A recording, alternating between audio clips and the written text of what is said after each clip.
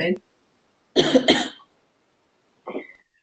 right, so this is the last meeting of We the Living Reading Group, and we're going to talk about the movie, the film version. And I had a list of things to talk about, which are pretty standard film criticism type things. But I thought we would start with the cast. What did you think of the casting of the characters? I'll just put my 2 cents in. I thought the cast was outstanding. Andre Fosco Giacobetti, I think that's his name or whatever, was perfect for the role. I imagined Andre being younger than he was, but Rossano Brazzi, who was very young at that time, was charismatic, and he basically owned that role. And of course, Alida Valli was beautiful. And the interesting thing is in that studio, they made many films together, the 3 of them. It was like a repertory company in Italy at that time, and they did different kinds of movies, domestic drama, that sort of thing. But the production had to have been really low budget. Well, I know all about that, yeah. But very, very creatively done with black and white. Hey, hi, Ron. Hi, Ron. Hi, Charles. Hi, Marilyn. Hi, Linz. Hi. We're talking about the cast. Yeah, what do you think of the cast of the film? Oh, I thought they were okay. I mean, I thought Kira was a pretty gal. I mean, she's attractive, and Andre and Leo. I mean, a couple Italians.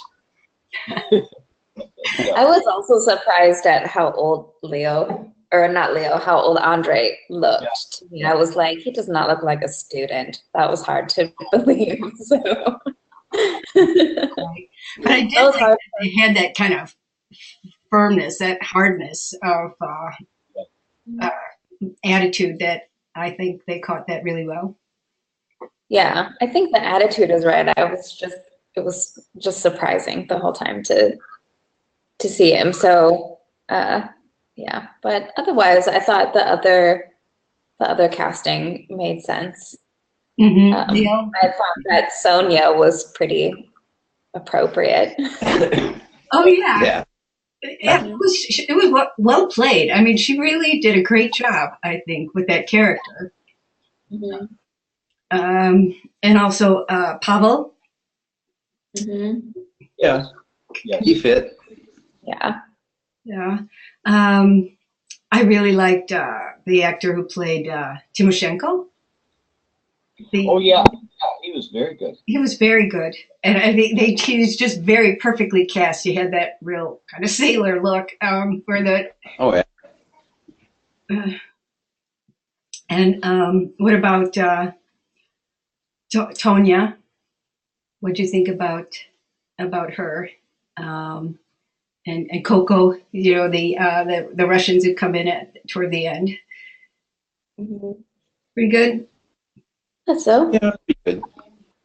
Okay, there wasn't anybody. One thing I caught my eye, and this I'm trying to figure out if it's just the way, because it's an older movie, but Kira's only 18, right? Or maybe she's like 24, maybe 25 tops by the end of the novel.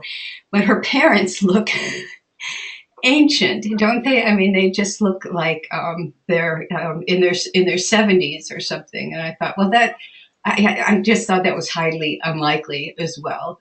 Or else it's just the idea that by the time you're maybe 50, you're supposed to look that old. Well, as someone who has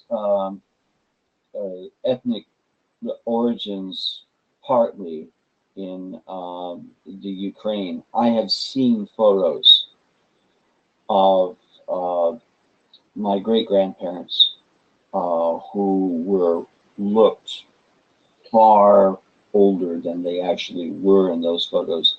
And I think largely it's because of the deprivation, the poverty, the shortness of lifespan for a lot of people, and disease and all that sort of thing. It, it basically makes you look older than you Much older. Okay. are. Yeah. And that makes sense, Charles. Okay. Well, maybe that's why they had Andre look older too, because he lived such a harsh life. Oh, Maybe it was just all the smoking. Victor. There you go. I also think Victor was well cast. Really, Yeah.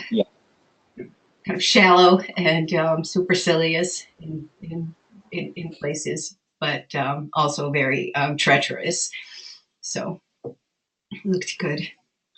All right. And what about the script in terms of just following the novel? What did you think? I think it did a fairly good job. It's not the version that I think Rand herself would have wanted to have seen. She would have wanted to have written the script for it, and it was done without her permission. So she was probably a little pissed off about the whole thing in the first place. But it did. I think it did a better job of capturing that novel than did. I'm sorry to say, Atlas Shrugged. For that novel. I don't think anyone's happy about the casting of the Atlas Shrugged films. Different cast changes for 3 novels. I'm getting off the subject slightly, but the thing is that Alida Valli, perfect for Kira. And I'm still one of those people who think Sharon Stone would have been brilliant as Dagny Taggart.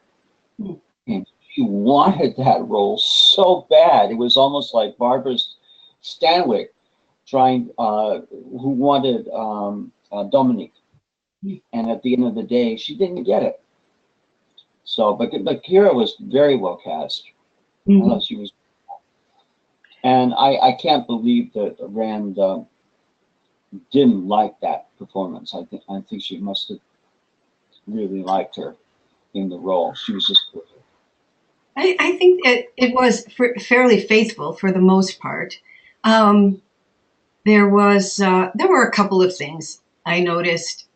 Well, obviously, a number of things that omitted. You don't get like in the rooms of Kira and Leo. You don't get the constant partitioning and the new neighbors. The way you'd get them in the book, so you don't see some of that misery on the screen.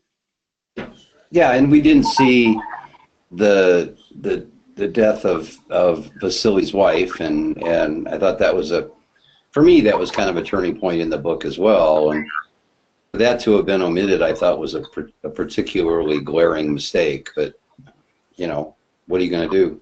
Right. There's only so many minutes. As it was what, almost 3 hours. So. Yes. Even with omitted scenes, it was almost 3 hours. Yeah. Parts 1 and 2 together, okay, without integrating them the way Scott reportedly did with Rand's approval. You've got 3+ hours, closer to 4.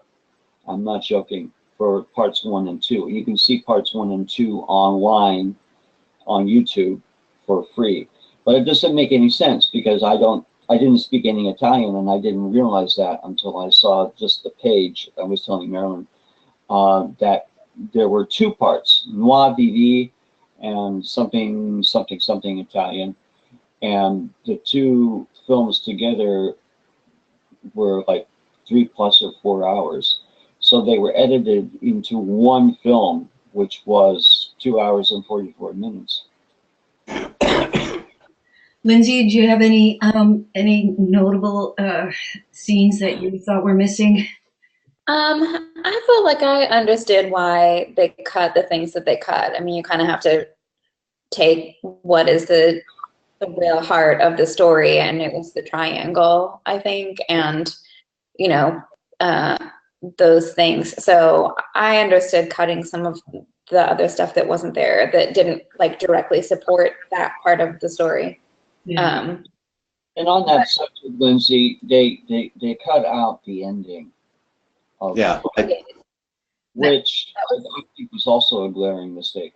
Yeah, that was the biggest difference. That was kind of, I mean, that's like, I think what my dad and I talked about the most. Like, did it need to have her die at the end for the overall meaning of the story to be the same? Was kind of the question that I was posing. Like, I don't know that I needed her to die in order to get the point. I think that having her die,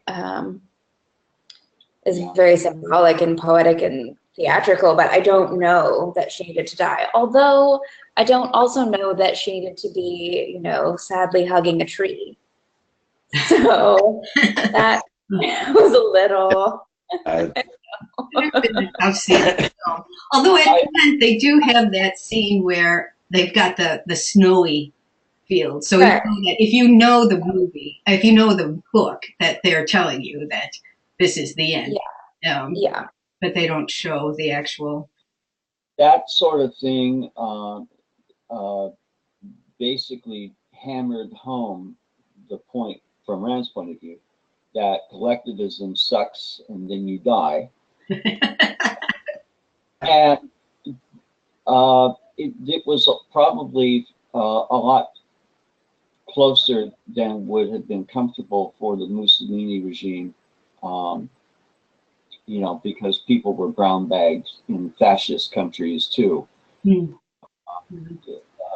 or dissenting, against the state and so forth. And so it might have been politically incorrect from the fascistas. I think that's a fair assumption. Yeah. That is a fair point, considering the time that it was made. Yeah. Right. Andre's death is off camera too. I noticed one thing because this had been something I had liked in the novel. The detail about, remember Kira at the beginning, and her father is giving her a little bit of money every day to take the bus or the car or whatever it is to the university, and she saves all of that money and walks so that she can buy a briefcase at the market.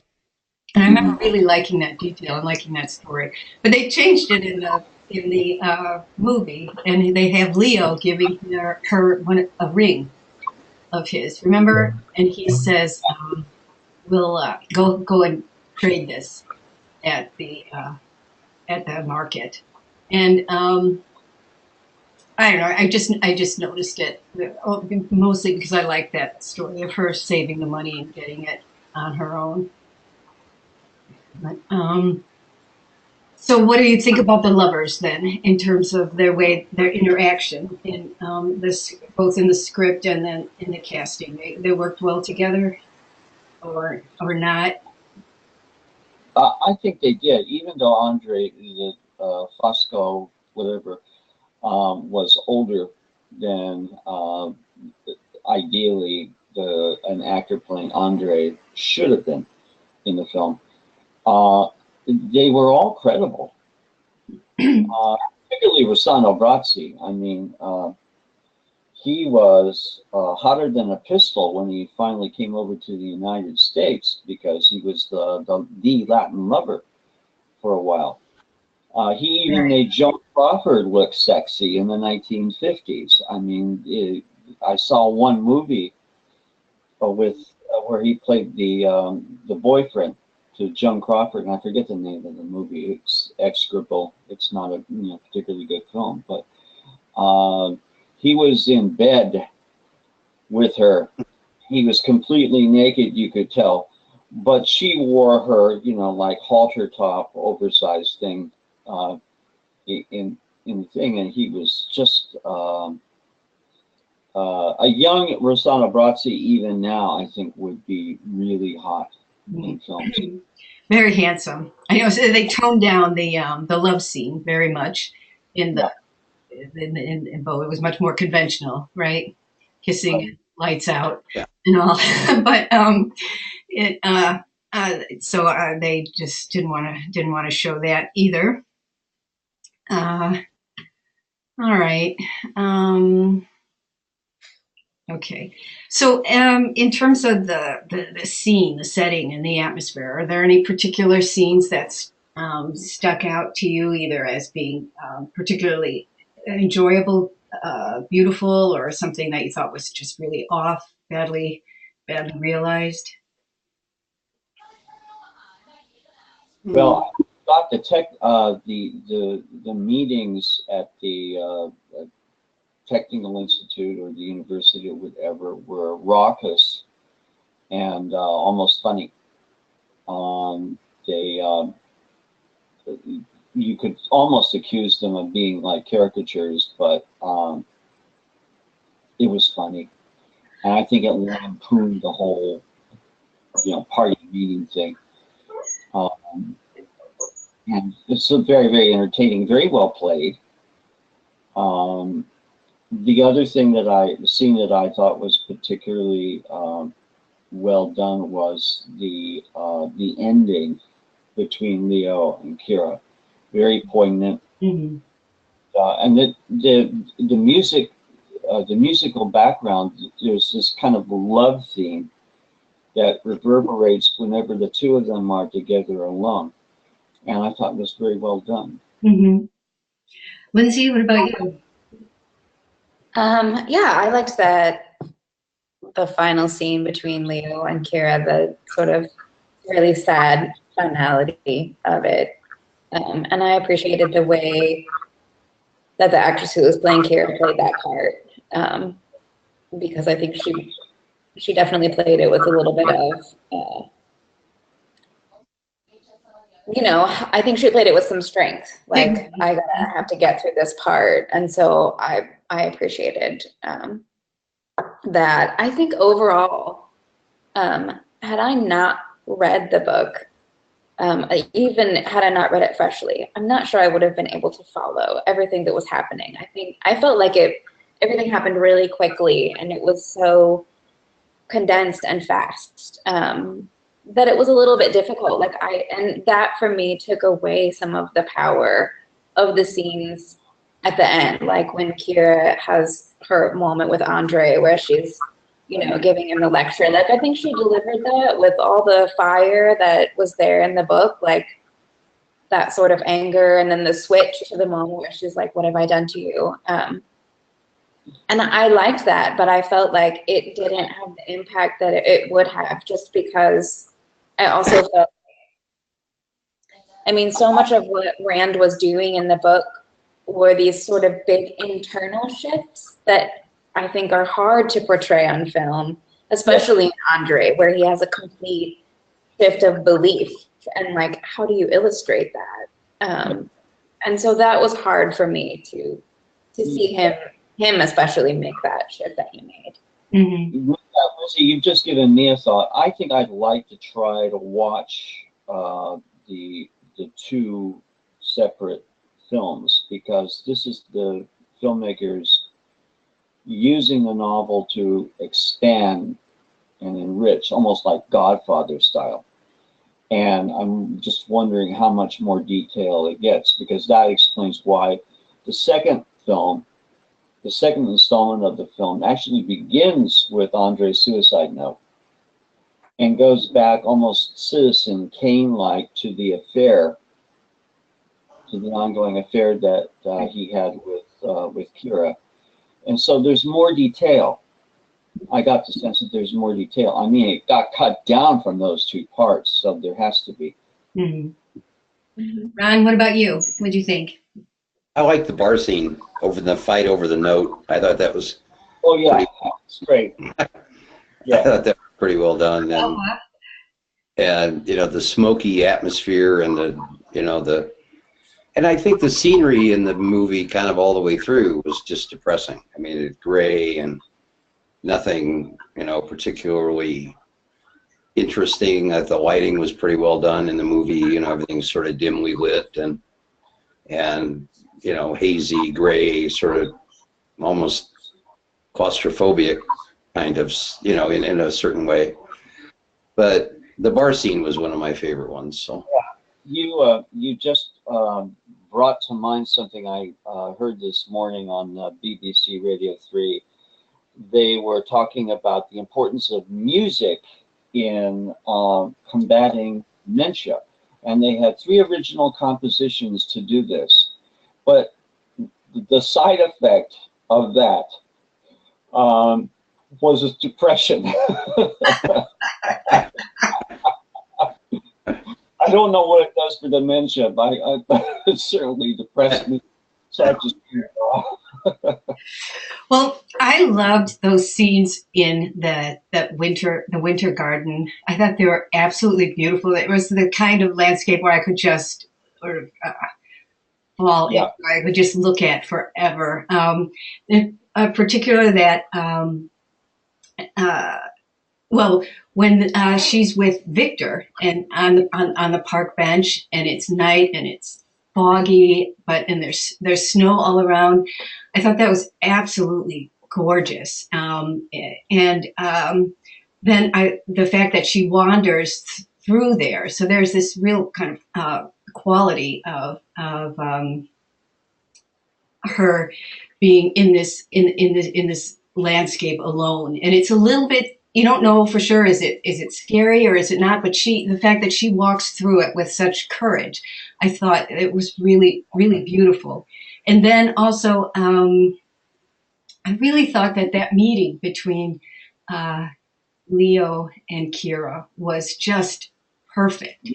You know, they got everything there, the way that he's not paying that much attention to her, and finally he sees her looking at him, and he looks at her, and he realizes, oh, there's something going on here. I just thought that was really great. And the very slight thing you see with the knee, where he picks up her skirt and puts his hand on her knee, and then later puts it down. But also just that kind of grit that she has, where she's not frightened of him. She wants something to happen with him, and it's very clear. They were underrated actors, really. They were really good. And I don't think either one of them got as much credit as they deserve. In Italy, perhaps, but not over here. Mm-hmm. I also love that those scenes on the stairs in that garden there. I just thought it was just beautiful, partly because you had that sense of decay and of neglect, but also then that juxtaposition of these vibrant lovers, and that scene. I just I thought it was beautiful. I could just look at that for hours. Yeah, it was very. The set design was superb, and the nice thing about those older black and whites is that they could mask things off, and using light and shadow create depth where there wasn't any, and basically transport you to another time, another world. Mm-hmm. And that's one reason I think why this film survives. It's good. It's actually a very good film. I like those university scenes. Ron, Lindsay, did you those meetings, the party meetings at the university? I thought they maybe were a little bit comical, but I think there would be something kind of pompous about them, since they're. Yeah, I agree. But also, I mean, even down to the sunflower seeds. Yeah. No, I thought they were pretty well done, Marilyn. Mm-hmm. Okay. I agree. So there's a lot of music too, then, Charles. Yep. You mentioned that. So what did you think of the sound then, and of the music in the film? I thought it was very well done. You consider the budget, the love theme between Kira and Leo is what I remember most vividly, and it was very appropriate. Hmm. And it was a recurring theme. Um, it was wonderful. Whoever, because I did almost no Italian in my uh, linguistic inventory. So I don't even remember the name of the composer, but it was brilliantly done. I liked that at the beginning, this, they had the few songs that were in the book, and they showed up. Remember, where they have Kira on the train in the Yes, beginning, and she wanders off to hear the little Apple song, right? And you hear that in the background.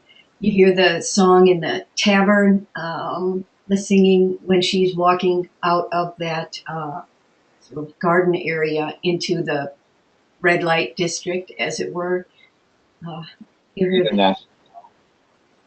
And then Which is, the students singing their respective songs.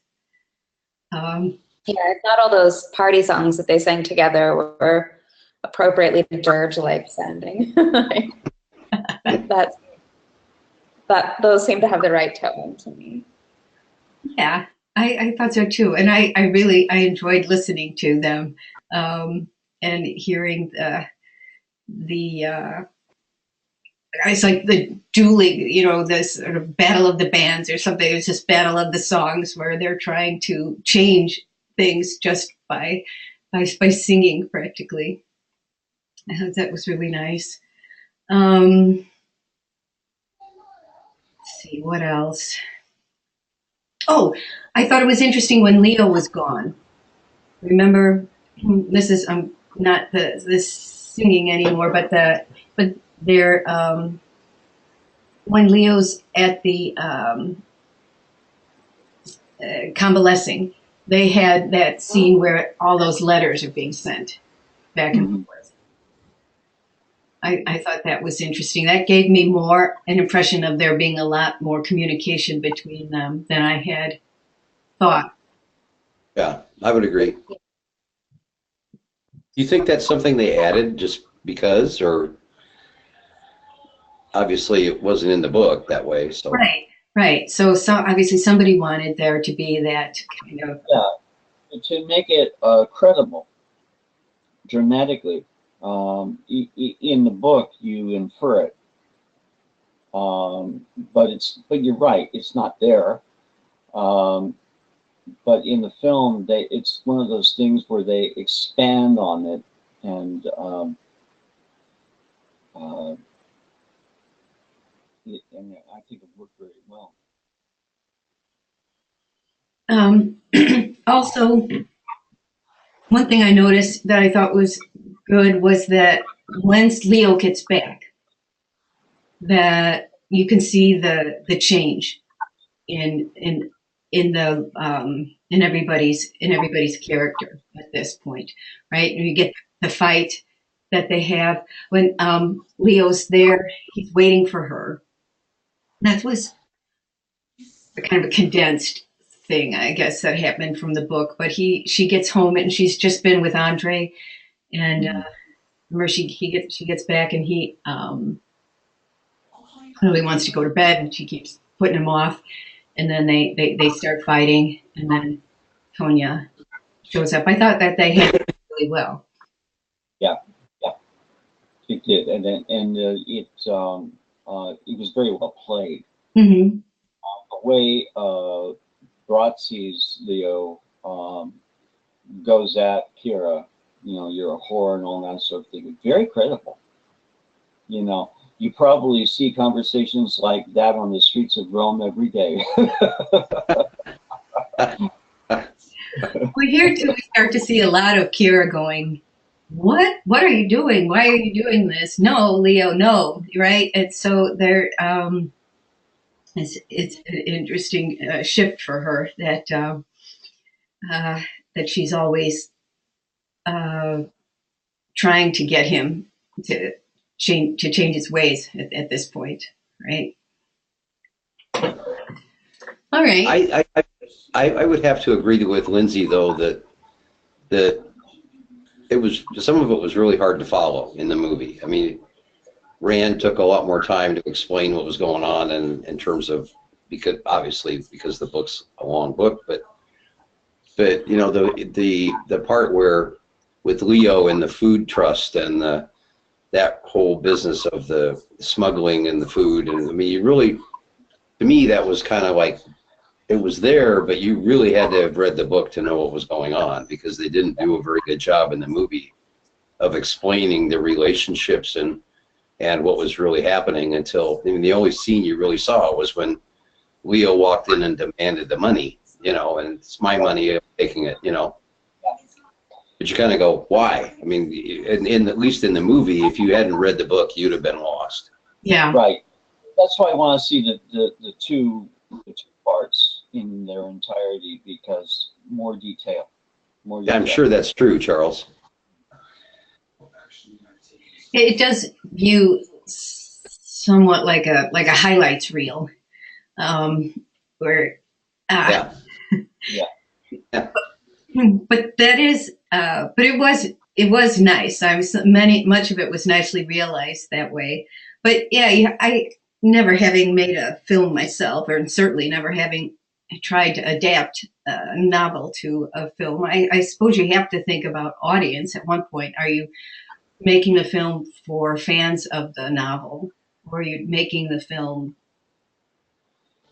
Yeah. as something completely different that doesn't have to refer back to the novel?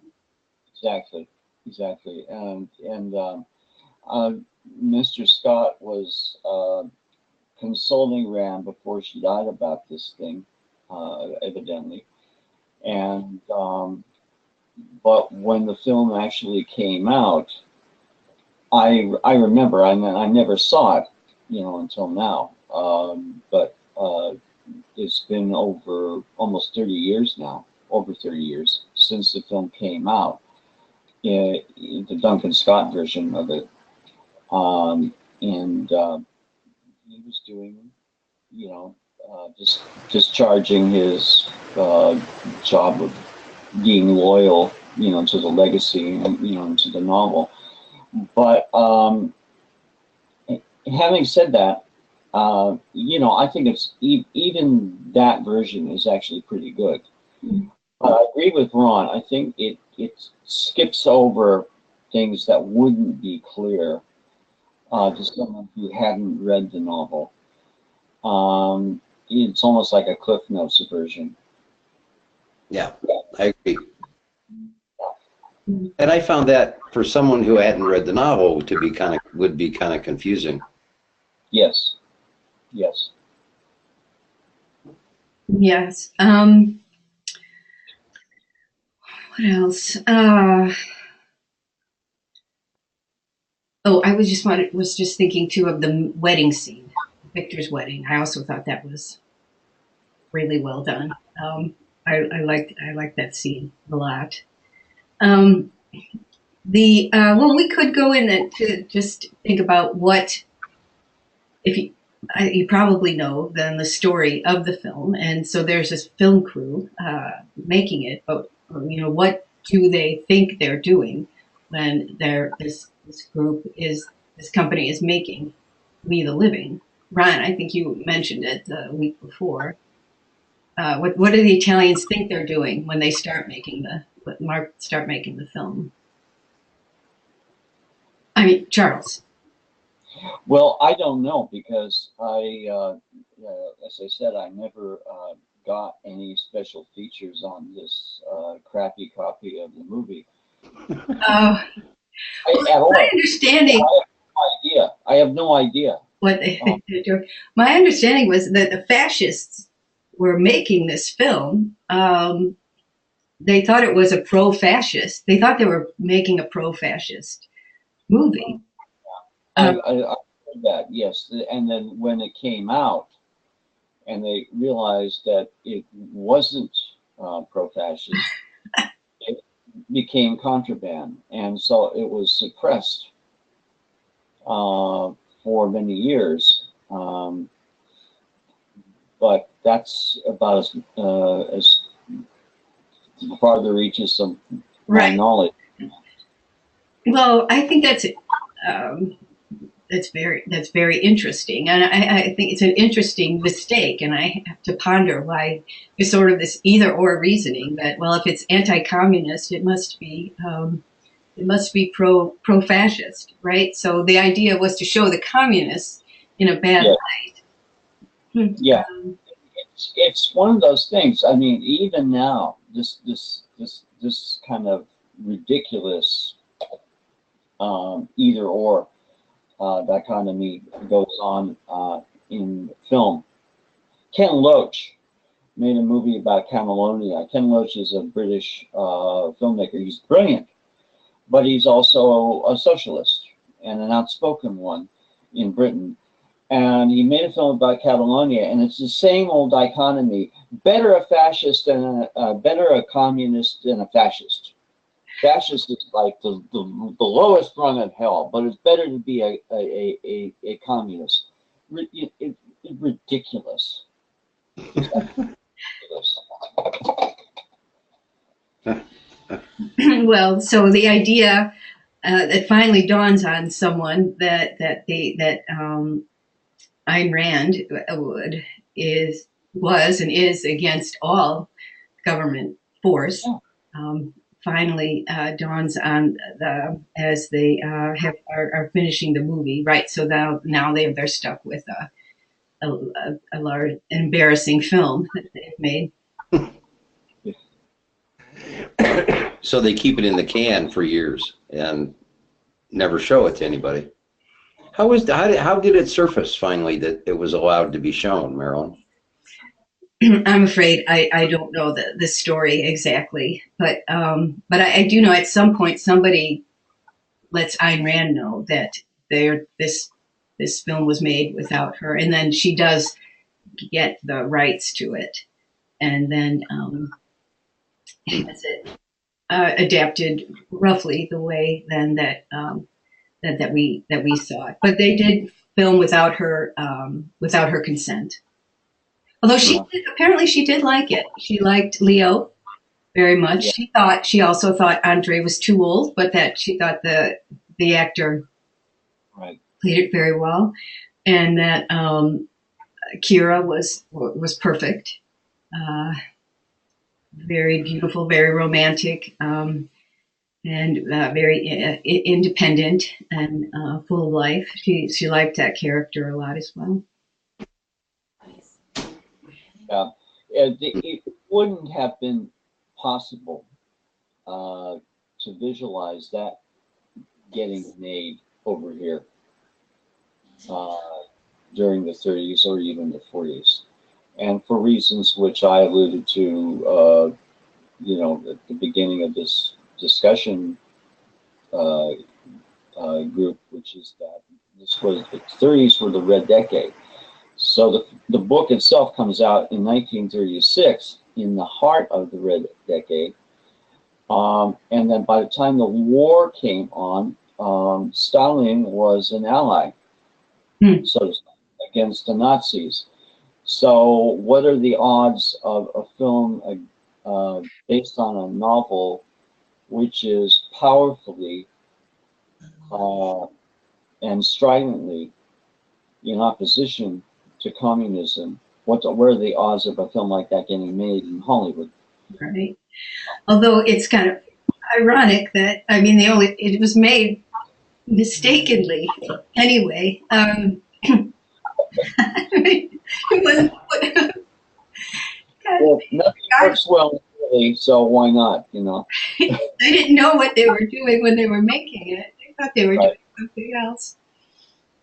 How would any of the people who were making it, though, not realize that it was not pro-fascist? I mean, presumably you read the script before you make the movie, so Right. Yeah. how did they not realize? Or was it just other people who were like backing the project who didn't realize until it was done? Possibly, or until it was too late. It's probably more the case that they didn't know that they were sitting on dynamite. They just thought, hey, it's a love story. Why not Russian? You know, the Russians, they um, give the actress spaghetti, you know, like this. It's just another film. And because they were all on contract to the studio, all the actors, and they were part of, as I said, a repertory company that would make all different kinds of films together. Andre, the actor who played Andre, Rossana Bratsik, Alida Bali, all made films together. Not just this one, domestic dramas, murder mysteries, all sorts of things. You go online to YouTube, and you'll find this cast, these three actors working together in numerous films. It's also possible that they that they were just told you're doing this film. I mean, if it was a government production company, then they were just given the script and saying you're doing this film, and they just went to work like they did with Yeah. all of the other films. Um, but I don't know. I think we covered most of it. Anything that you've been thinking about the film that you want to bring up? Did you like it? Did you? If you. Oh, I liked the film. I thought it was an interesting adaptation of the book, and that's about all. That you know, it's unfortunate that the parts that I guess I considered important were left out, and I think that I thought that was something that I found kind of troubling with the film. But I don't know, it was a good film. I enjoyed it. As it turns out, the subtitles weren't that hard to follow because they never really spoke that much, so it was pretty easy to keep up. So I agree with you. I like the film actually quite a bit. And as I said, I want to see the full length 2-part just to see more detail and see, you know, what's added, what's taken away. yeah, is the 2-part subtitled, Charles? No, that's the thing. It's Italian. It's in Italian only. So you just have to follow the action, and Yeah. can. It's the same thing with King Vidor's version of Rand's script for The Fountainhead. It makes me try to imagine what it would be like if a director that she really admired, like Fritz Lang, had a chance to direct it, because he's got a top imagination and background in architecture and set design with his wife Tab on Harbaugh. I've said this before, and they would have gone to town with the whole concept of architectural. We're losing your audio, Charles. Oh, let's see. Losing my audio. Can you hear me? I can see you. We're having a hard time hearing you. At least I am. Barely. How about now? Nope. Barely. Barely? Yeah, barely. That's strange. I'm gonna check this out. Sorry. Anyway, I'm taking up your time. Go ahead. That was my comment. Lindsay, anything you want to add? I don't think so. I did not love the movie, I will say. But I did really like the book a lot more than I was expecting to going into it. So there was still kind of a revelation for me through the experience where I think part of the reason that I didn't like the movie is because of all the reasons that I really ended up liking the book so much, because I really liked reading characters in a Rand universe who were really emotionally conflicted and who really questioned their own morals and why they held them, and you know what would be better, what you can do, and how you can still be yourself in a way that doesn't require, like, I think sometimes in other Rand novels that I've read, you know, there's just this steadfastness of belief that sometimes is hard to actually believe as a reader, because, you know, we go through our lives and we ask ourselves these questions and grapple with big things all the time. So I really liked that about the book, and I felt like I was sad that that was missing a little bit from the movie. I understand why it was, because they had to condense so much into a small space, but Yeah. that's kind of how I felt about it in the end. I would agree with that completely.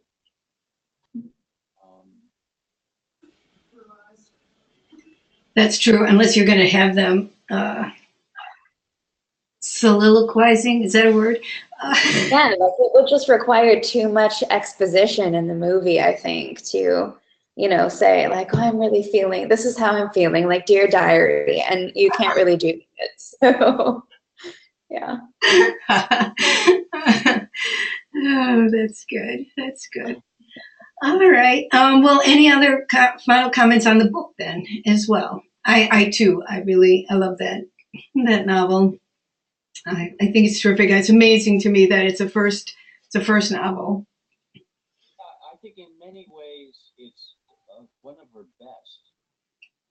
I see. You've done a 180 there, or you didn't like it coming in, so you didn't think you would like it. Well, but and I was going back. I read it. You know, the first time I read it, and the only time I read it before was in my 20s, and I was expecting a heroic,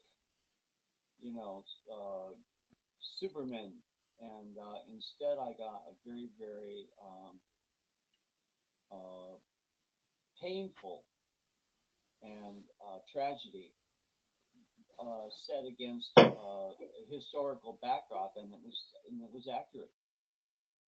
And being older and somewhat more mature, I appreciate it far more than I did before.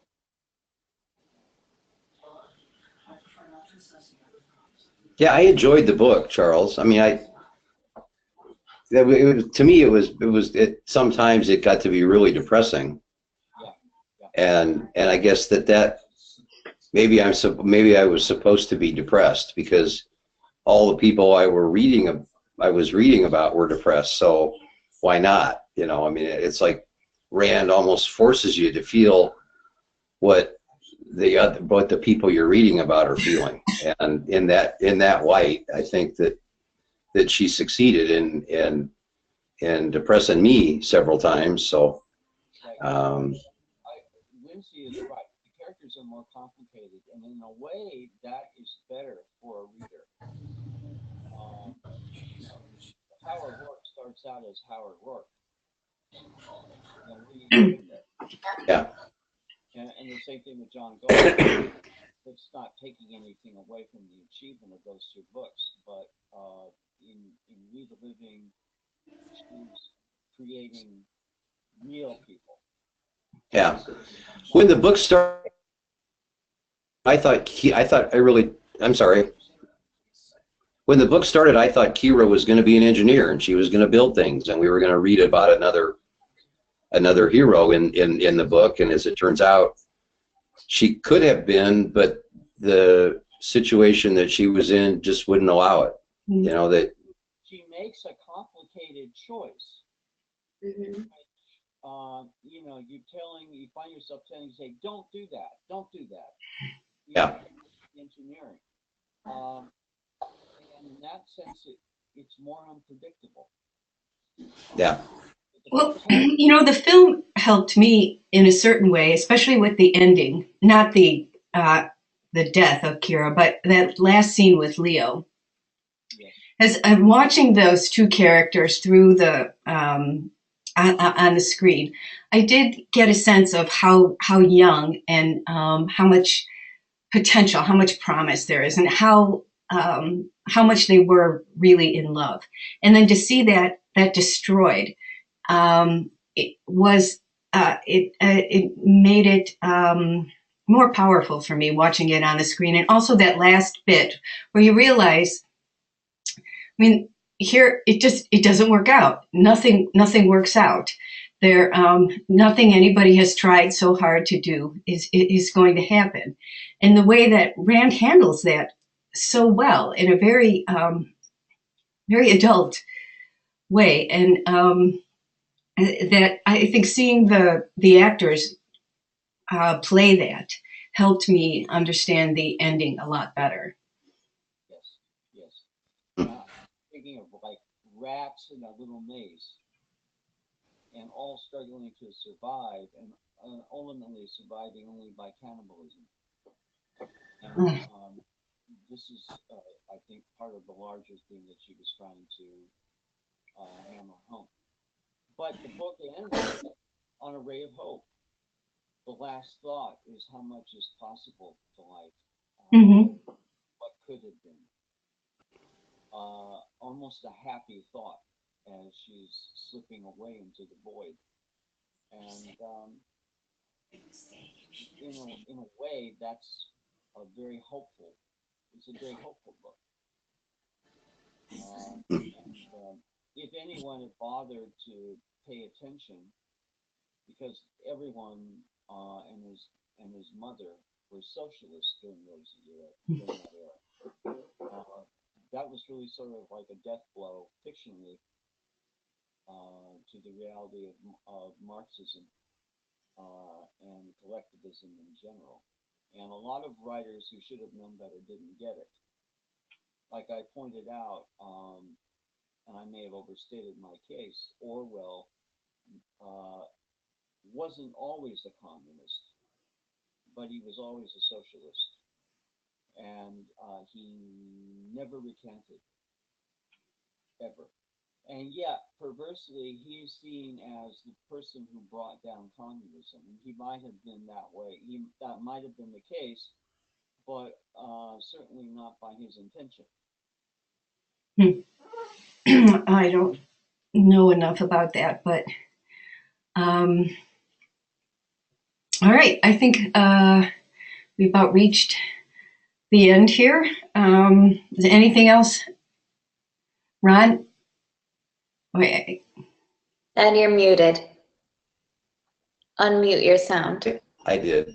I just want to take a minute and thank you for your excellent moderatorship during the course of reading this book and handling the meetings and doing everything that you've done and debugging the technology and keeping us all on track and on time and leading the discussions. And I just think you've done an excellent job, and I just want to thank you. Oh, thank you, and you're welcome. It's been a terrific job, and it's just a terrific experience. And I really enjoyed seeing everybody week after week. And what better thing to do than take it some time and talk about Ayn Rand and her novels. It was just a real treat. Thank you so much. Yeah. My quote is from Dr. Seuss. I'm both sad and happy. Sad that it's over and happy that it happened. Me too. Very well said, Charles. Well said. Yeah. All right, everybody. Well, thanks very much, and I hope that Thank you. at Atlas, if Atlas has another book group, I hope we all see each other again. All righty. Good. All right. Sounds great.